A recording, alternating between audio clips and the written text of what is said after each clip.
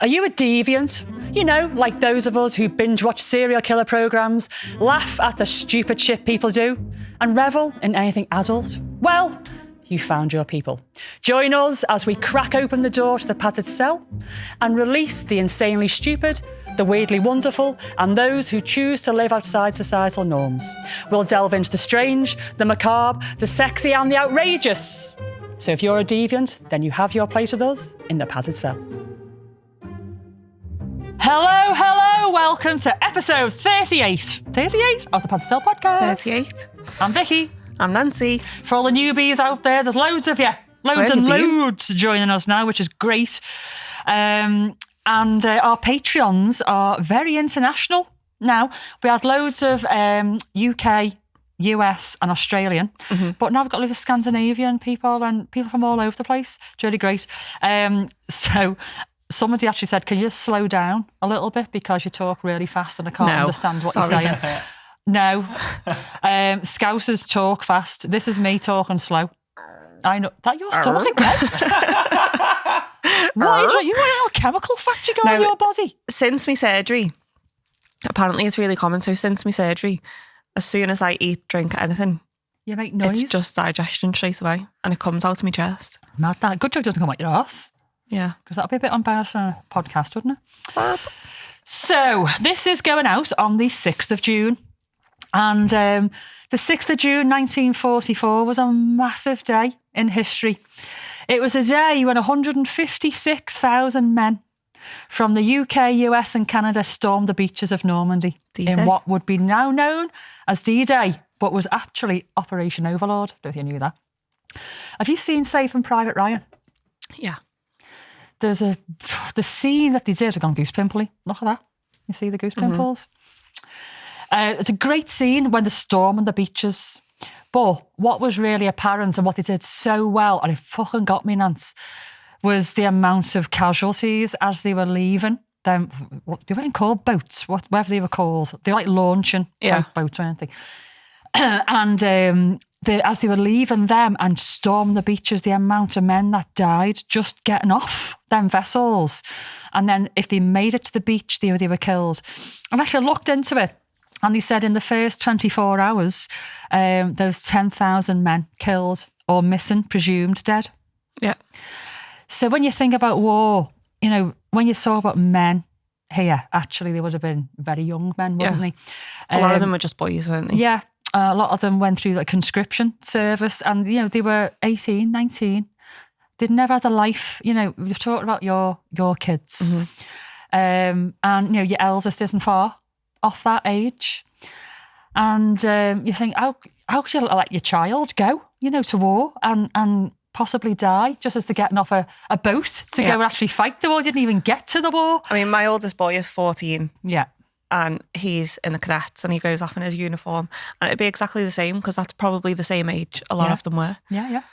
Mad, isn't it? You were in the cadets, I was in the RAF cadets. And I was actually going to join the RAF and I went to James Street, the military, what do they call it? Yeah, the recruitment office. And we did like an aptitude test and everything. And I wanted to be an engineer. And I've never wanted to do loads of things. It was a very, very brief thing, this one. And I passed my aptitude test, went to see the warrant officer. And he said, you've done really great. And you could literally have your choice if you wanted to. Yeah. So he said, but, you know, you need to know now. This is around the time when the Iraq War was going ahead. And he said, you know, females go to the front line now. I went, yeah. And as an engineer of an aircraft, you'd be, you know, right in the middle of it, really, I suppose.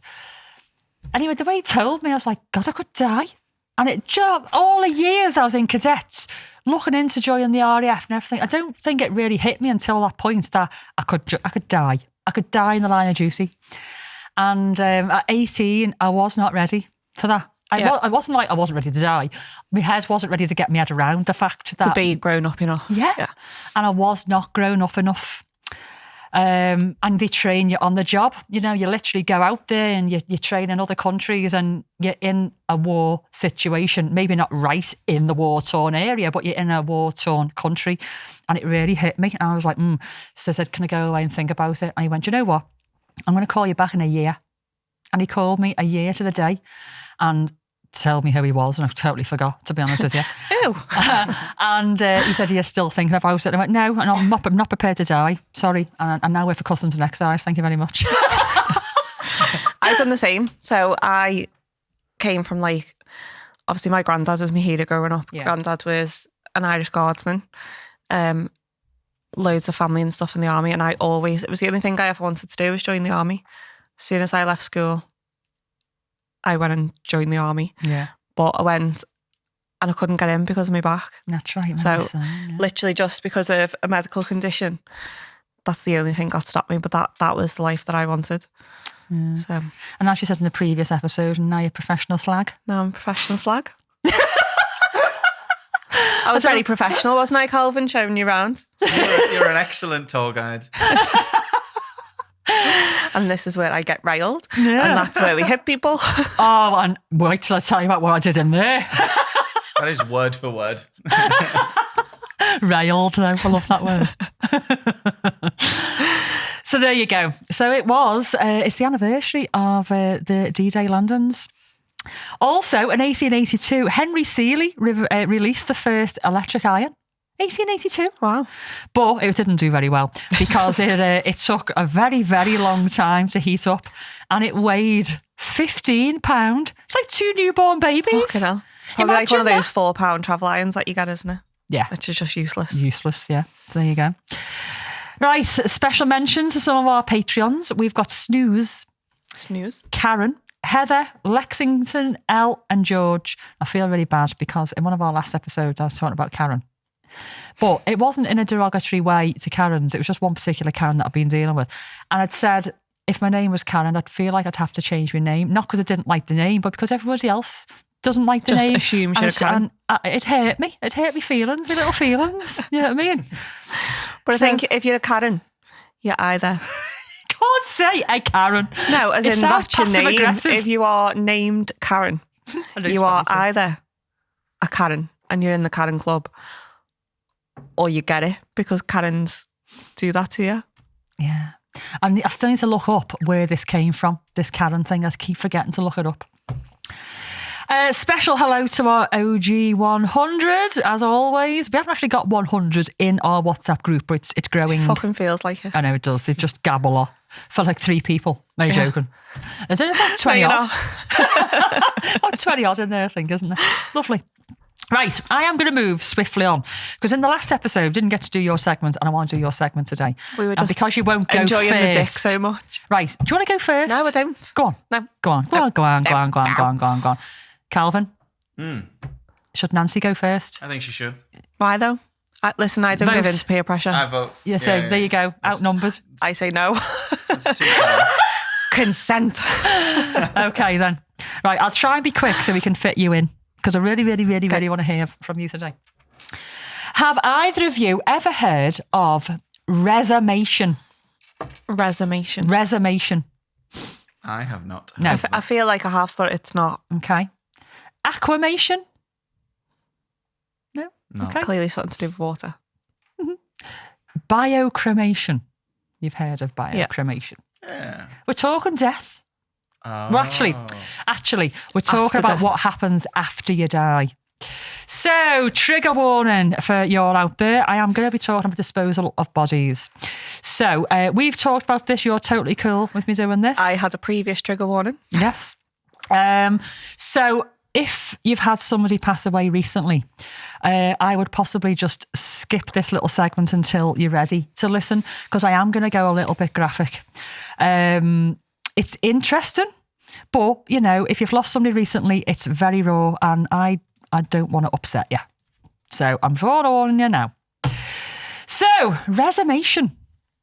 It's dead interesting. And thanks to our OG 100. So this is why I've heard of it. I knew I've heard of the word. Somebody in the OG 100 actually suggested this subject. Thank you so much, because it's really interesting.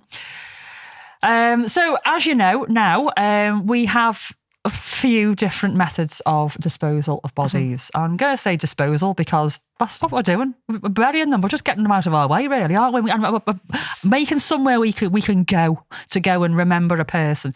I don't really go to cemeteries very often. I I feel like I think about my dearly departed wherever I am. But some people like a grave to go to, and it's nice. And when you go to the cemetery, some of the graves are like better than houses. Yeah.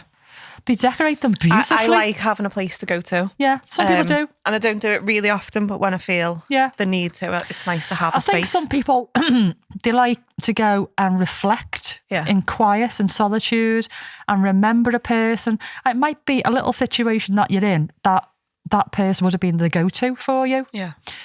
And my nan was like the closest thing to me. And I've been to her grave. I went recently, actually. And it's just to make sure the grave's all right, really. But also, if I'm going through a little bit of a tough time, I'll just go and sit with my nan for a little bit. I've talked out loud a couple of times, but... I do. Yeah. But the amount of land that we've got now is getting less and less. Yeah. Apparently, only 20% of burials are actually ground burials now. 80% are cremations.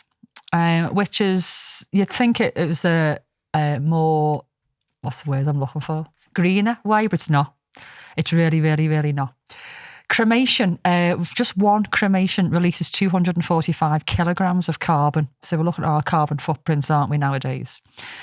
Which amounts to 115 tonnes each year. And I tried to find an equivalent of what that would be. So 115 tonnes of carbon is enough, an equivalent to powering 65,000 houses in the UK with electricity. That's just to burn bodies. So really, we need to find other ways of disposing, if you like, of bodies. I can't say bury, because at this point in the process that I'm talking about, it's not really burying. What we're doing is we are treating a body to make it easier, I suppose, for disposal. I told you I was going graphic. It's going to get worse. So there's this, I'm going to say, new form of disposing of bodies, but it's not that new. It was actually first patented in 1888, but it wasn't until, I think it was 2005, the Mayo Clinic in America actually built a facility, and they have been doing resummation since then, but mainly on animals. And they do it on animals who might have been diseased, like mad cow disease and stuff like that, because it's a good way of not only disposing of a body, but also disposing and getting rid of whatever might have killed it if it's a disease. Yeah. You just use so-called evidence then? Everything. Oh. It's like that fucking hell. Get rid of the evidence. Serial killer over there. See where your mind's going. Wow. A little slurp of me tea. So this process, this resummation process is basically alkaline hydrolysis. And it's a process where a body is placed in a biodegradable bag and is placed in a special tank. Now, we have actually got a picture of the tanks. It's resummation unit, it's called. It's like a big washing machine. They do a lot of big industrial washing machines. They're called resumators, basically. So a body would be slid into there on like a gurney, obviously in a bag, like I say. And then this hydrogen peroxide is sprayed down along with water. So it's mainly water that the body sits in, but it is made into an alkali substance by introducing this potassium hydroxide. Very, very, very small amount is needed. And what it's doing, it's like they heat it up to 152 degrees, so very hot, for around 3 to 4 hours. Sounds like you're like putting a cash out in, doesn't it? Sous vide of flesh. Yeah. And what they're doing is they're speeding up the decomposition process. So the decomposition process in a coffin, for instance, can take 10 to 12 years depending on the type of coffin. So in America, they tend to have caskets, don't they? Yeah. So the body is preserved much better in caskets. In the UK, we tend to have wooden or cardboard coffins nowadays. 10 to 12 years for decomposition. So they're speeding this process up to 3 or 4 hours. And the tissue part of the body is reduced to a fluid, and the alkaline is sort of like neutralised by the time it's disposed of. And what is left is a skeleton, basically. A white, very clean skeleton. And this can then just be crushed down and made into ash and given back to the family, and they can memorialise it or scatter them, whatever it is they want to do with the ashes.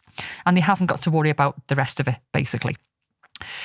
Now, this has been developed purely for ecological reasons, really, because this uses less than half of the carbon footprint than a normal cremation would.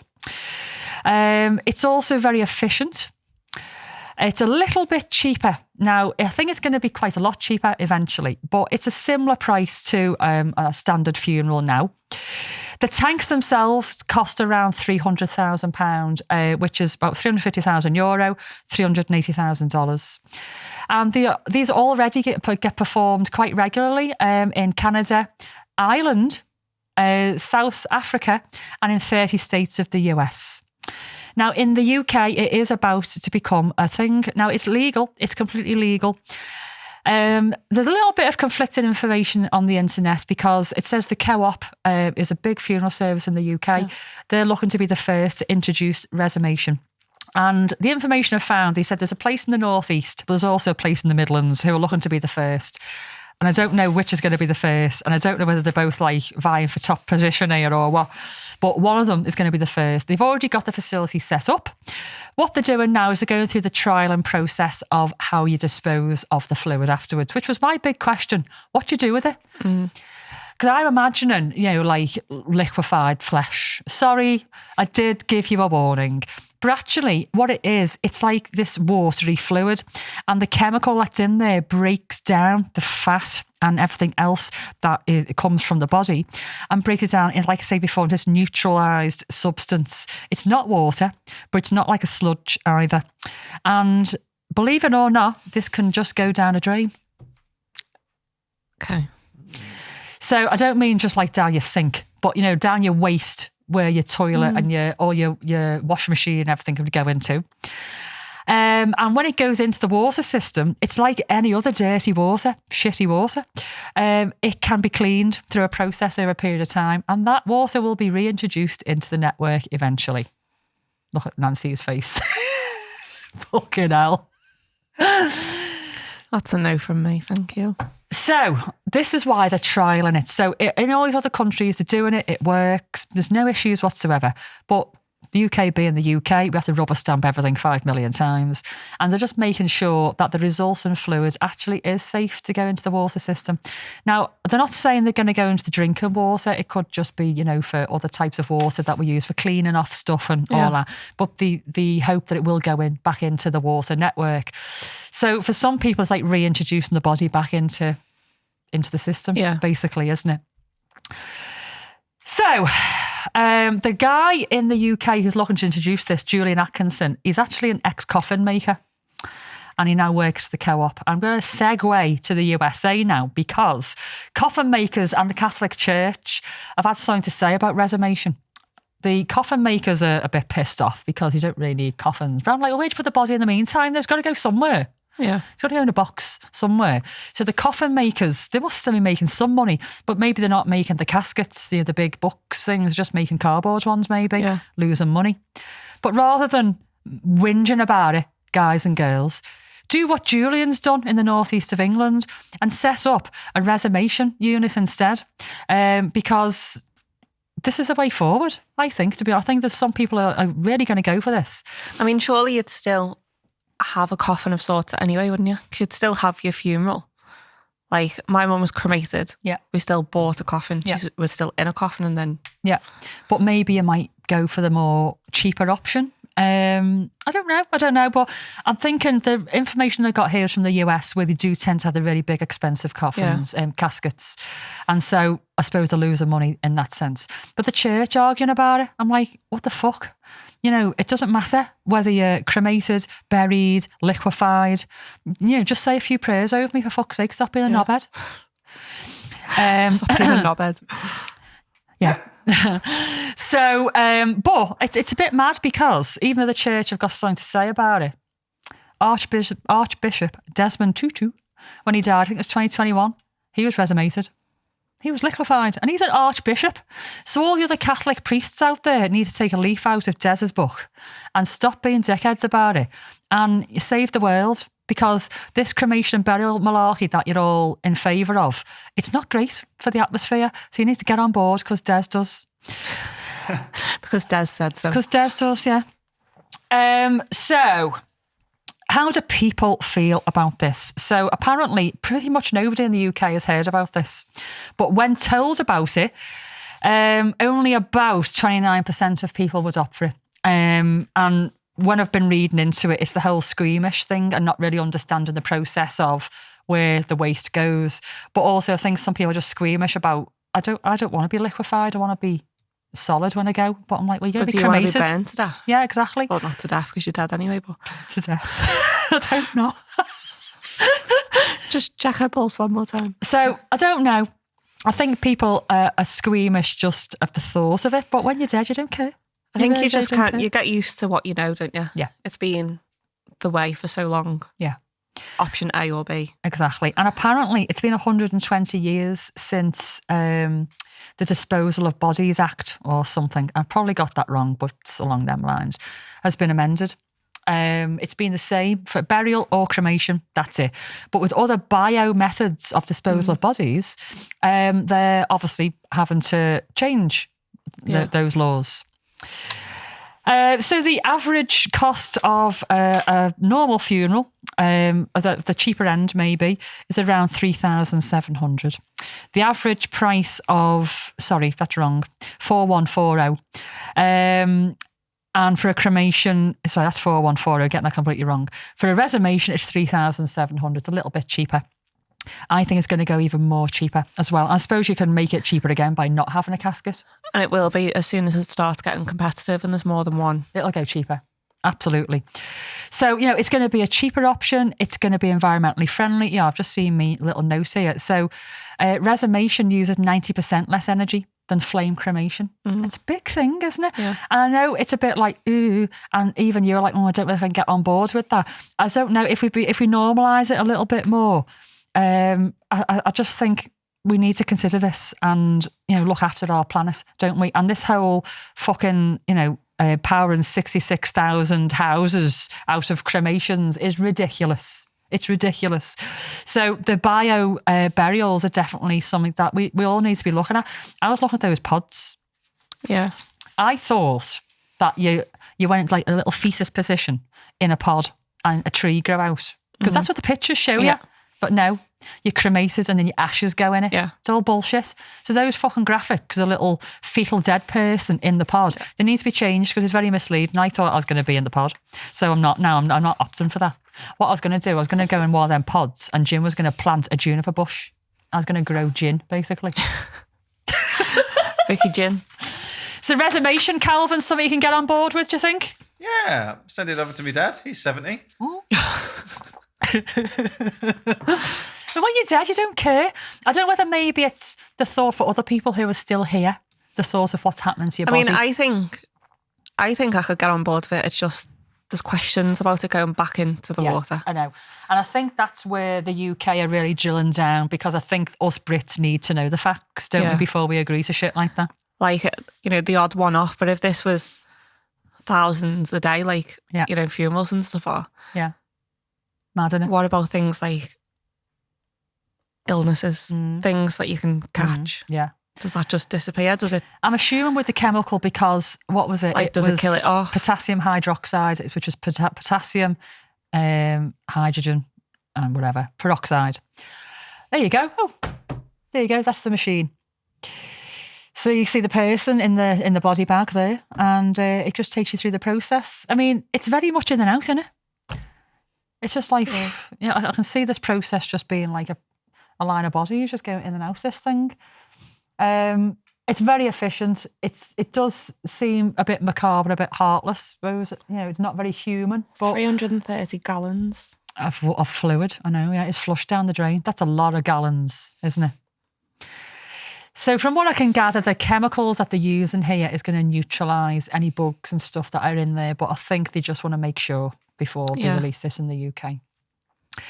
Okay, I am going to move on very swiftly to a very, very quick dangly bit before we hear from our Nance. Because I've been dying to get these out for ages and I didn't.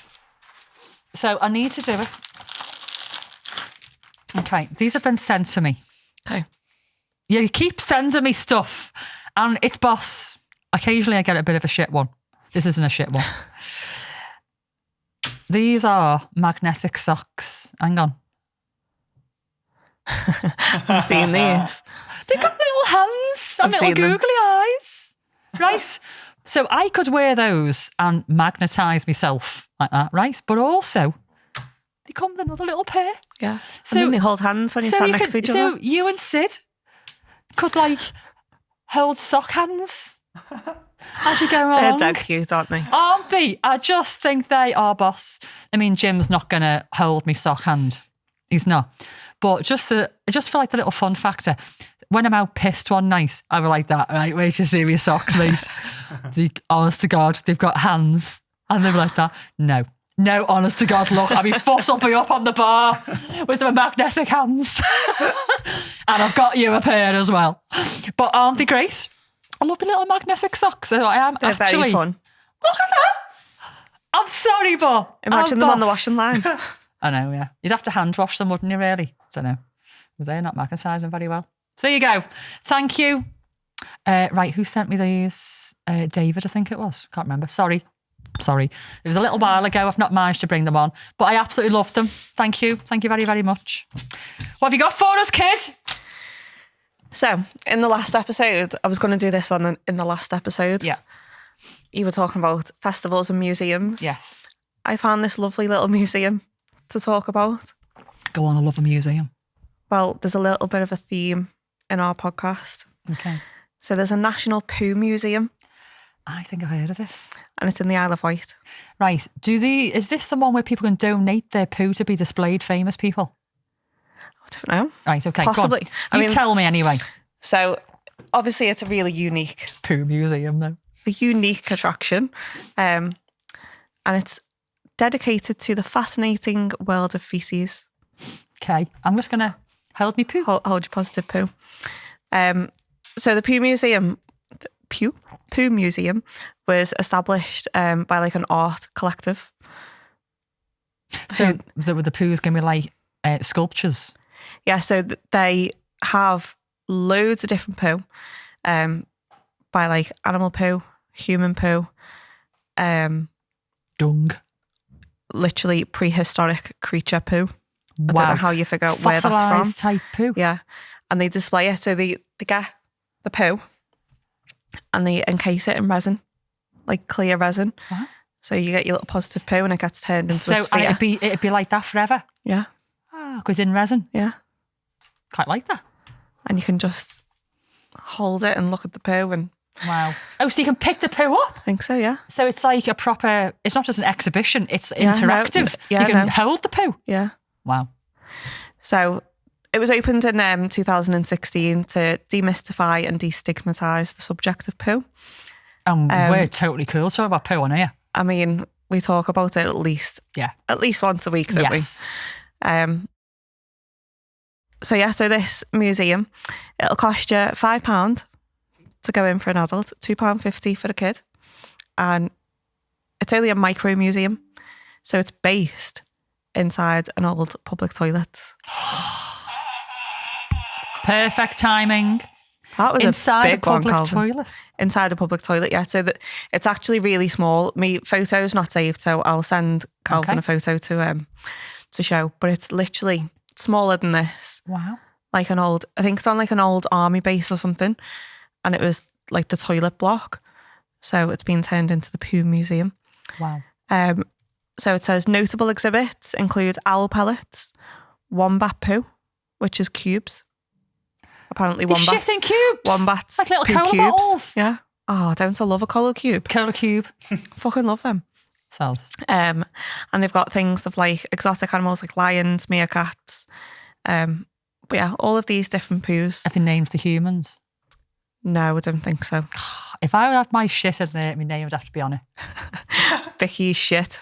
Yeah. Lady Sea Poop. Lady Fart Bloom's poop. Might have like little spikes coming out of it. Studs. A studded shit. The flogger sticking out. But imagine saying to your kids, "Oh, come on, kids, we're going to the going on a lovely day out. We're going to the Poo Museum." Imagine. Even better. My Satan would love it, I think. Oh, Satan would absolutely love it. Yeah. He'd be picking it all up. Imagine though, I'm going back to death again. After you die, your poo's immortalised in the museum. So even, you've been liquefied. Your solid poo's still there. I love that idea. Yeah, so it looks at like the science of poo, its role in the ecosystem, agriculture, fertilizer, and like quite significant medical research. Okay. So obviously these people apparently love talking about poo. So do we. I know, but how much detail can you talk about pooing really? What was that nutritionist used? It was a Gillian McKeith or something, a bit annoying.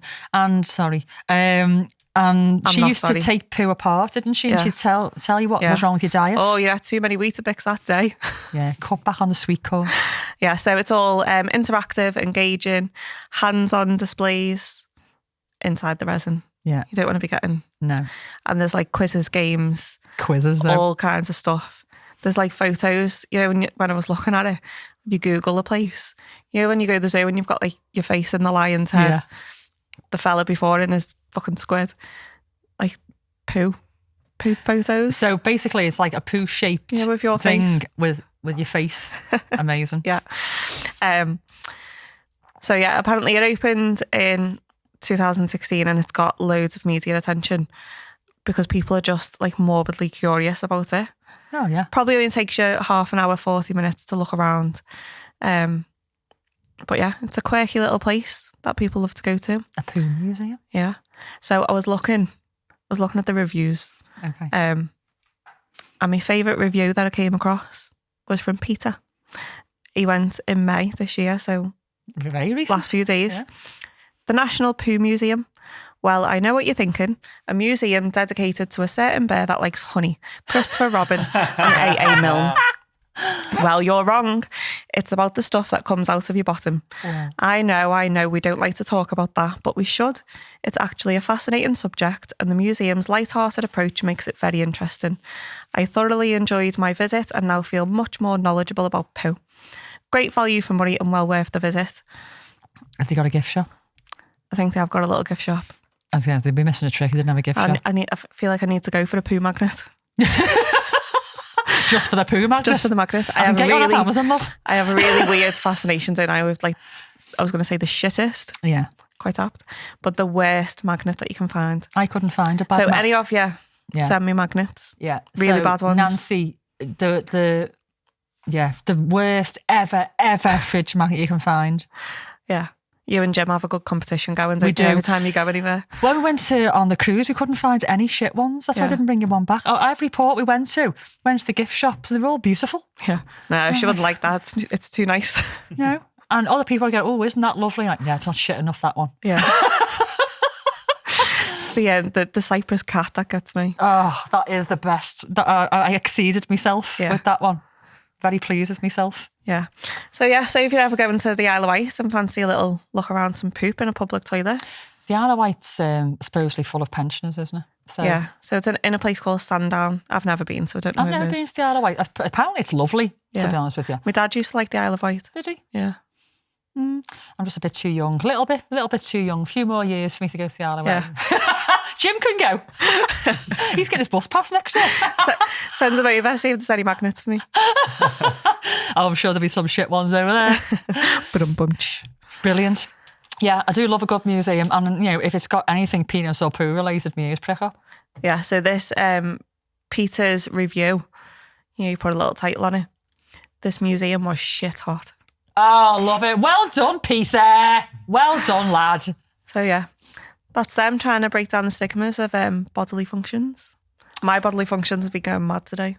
Yeah, all the growling. So if you can hear it, I'm sorry, not sorry. I was going to say, not sorry at all. Just leave it all in, Calvin. Yeah. Will do. It's not farting, it's just my stomach. Although I would tell you if I farted too. Yeah. One hasn't slipped out yet. No. It'll probably happen one day. Burp. Not even in the toilet yoga. So, from poo museums to our fetish factoid. Is it about shit? Might be. I need to just get my phone. Hang on. Because the thing that I need to read is on my phone. So, a fetish factoid, if you don't know already, is just like a little ditty that you might or might not know, told in my own inimitable way. And this one today is about waffle stomping. Do you know what this is? What's your waffle? Is that your fanny? Not telling you. I mean, my head just went to stomping on a fanny. Okay, waffle stomping, Calvin? Not a blue waffle. Immediately I thought of blue waffle. Okay, not that. Okay. Okay. So I have discovered this guy on Instagram who was shared with me by one of our fans. She said, you're going to love this account. And he's actually a solicitor. And his profile is Andrew Carpenter Solicitor. I'm going to give you a little bit of a plug there, mate, because your profile is a hoot. So he is a solicitor and he gives legal advice, but the way he does it is in such a comical way. It's very light-hearted. He always puts like a little innuendo in there. And this is something that he shared, and he actually stressed several times that this story wasn't about him. He's just retelling the story, and you'll figure out why. He does not want people to think that, yeah. So, waffle stomping. The title of this is My Wife Poops in the Shower. Oh. So, my wife poops in the shower and stomps it down the drain. Not a joke. She recently told me this, and I've been living with it for a few weeks now. She even broke the news to me while laughing about it. You know what a waffle stomp is? She asked me, as she laughed and laughed so hard she started crying. I feel disgusted and betrayed. I can't even look at her over breakfast anymore before I head off to work. And while at work, all I can wonder is she doing this right now? Apparently this has been going on for years. Says she uses all the scented candles she obsessively buys online to mask the smell. I work 12 to 15 hour days, so plenty of time to cover her shit stink. A few times we've had to snake the drain due to a clog. Now I know why. I'm not sure I can live this life anymore. He needs a new wife. Exactly. So basically, a waffle stomp is when you shit in the shower and you stomp it down the drain. Why? And obviously it's cubed, isn't it, to go down the drain? Why though? Well, you think there'd be a toilet next to the shower. She obviously likes it. So the reason why I'm reading this, even though it's a story. Oh, imagine the smell with the hot steam and stuff going on now. No, I'm imagining it squishing through her toes, mate. Oh, stop it. Had to go there, didn't I? So it's not a fetish factoid, but she obviously likes it because she was laughing, so much so she was crying, laughing, telling him about this thing that she does all the time, and she enjoys it.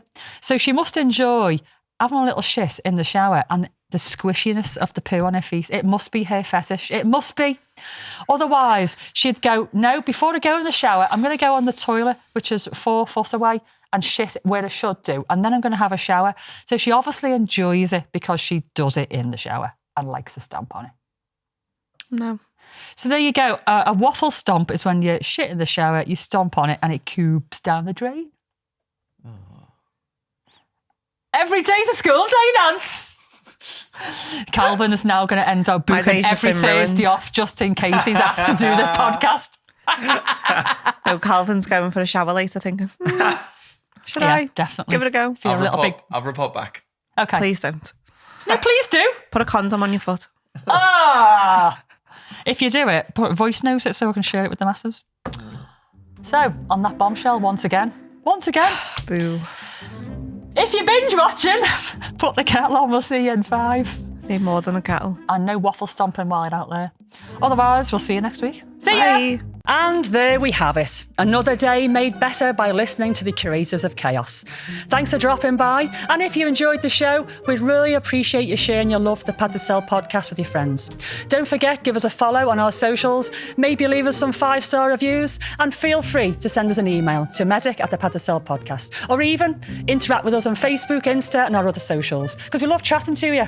Be sure to stop by next week because, as Bowie says, I don't know where I'm going next, but I promise it won't be boring. Catch you soon.